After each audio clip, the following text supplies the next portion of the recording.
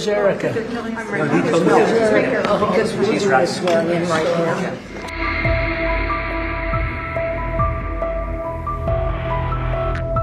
In Washington, a moment meant to honor diplomacy has ignited a firestorm of controversy. At the Oval Office, President Donald Trump hosted the swearing-in of U.S. Ambassador to India, Sergio Gore, but what stole the spotlight wasn't policy.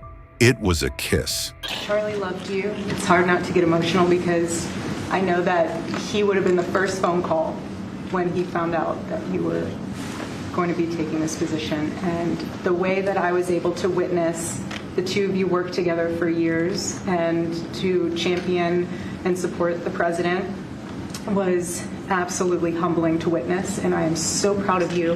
And Charlie is going to be with you every single day in spirit. And I will be praying for you every day because I know that this is just the beginning of an incredible opportunity for you. And sir, thank you for allowing Sergio to have this beautiful moment. Thank you very much. Thank you, John. Erica Kirk, the widow of late conservative activist Charlie Kirk, was among the select few invited to the intimate ceremony.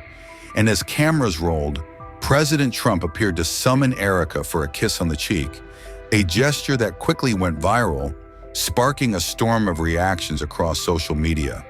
Where's Erica? I'm right here. She's right here. Because we're going to swear in right now. Just so your name is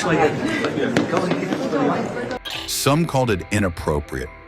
Others defended it as a moment of compassion. But everyone agreed, it was unusual.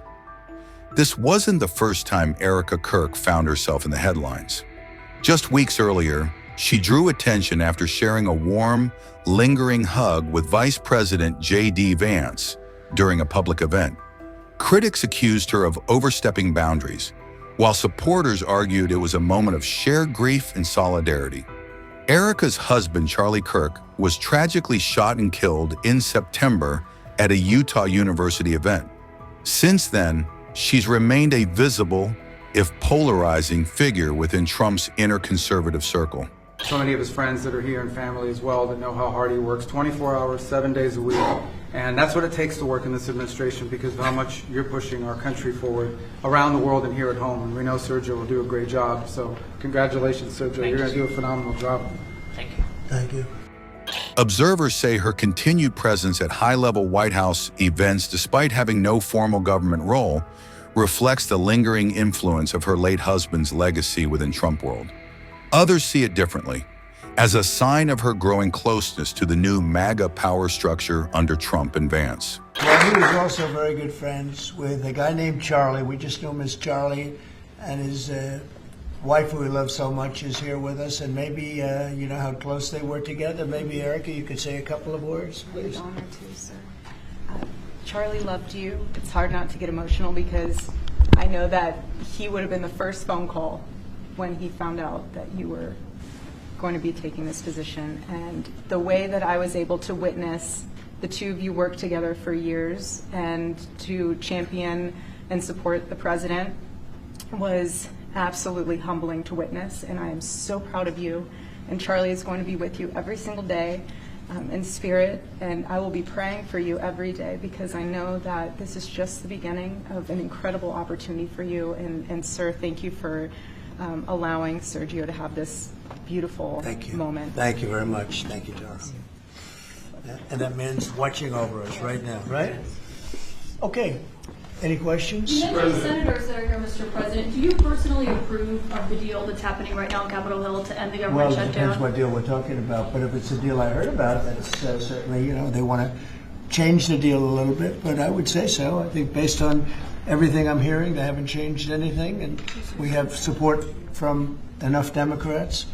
And we're going to be opening up our country. It's too bad it was closed, but we'll be opening up our country very quickly. Mr. President, that deal does reverse the mass firings your administration put through during the shutdown. Did you sign off on that, and will you abide by that if this passes? Well, I will be. I'll abide by the deal. The deal is very good. We're not going to be giving $1.5 trillion to people that came in from jails and from, the gangs and drug dealers and all of these others that they wanted to be given health care, which would have hurt our health care system. I hope that we're going to be able to have a health care where Lindsay and I were discussing it, Jim and I were discussing it, and Katie, we discussed it. We want a health care system where we pay the money to the people instead of the insurance companies. And I tell you, we're going to be working on that very hard over the next short period of time, where the people get the money. We're talking about trillions and trillions of dollars where the people get the money. Yes, please. The Syria president, sir, could you update us on your meeting? Did you come to any agreements? Say it. With the leader of Syria you had earlier, did you come to any agreements today? Well, I had an agreement with him. He's a very strong leader. He comes from a very tough place, and he's a tough guy. I liked him. I get along with him. The president, the new president of Syria. And we'll do everything we can to make Syria successful, because that's part of the Middle East. We have peace now in the Middle East, first time that anyone can remember that ever happening.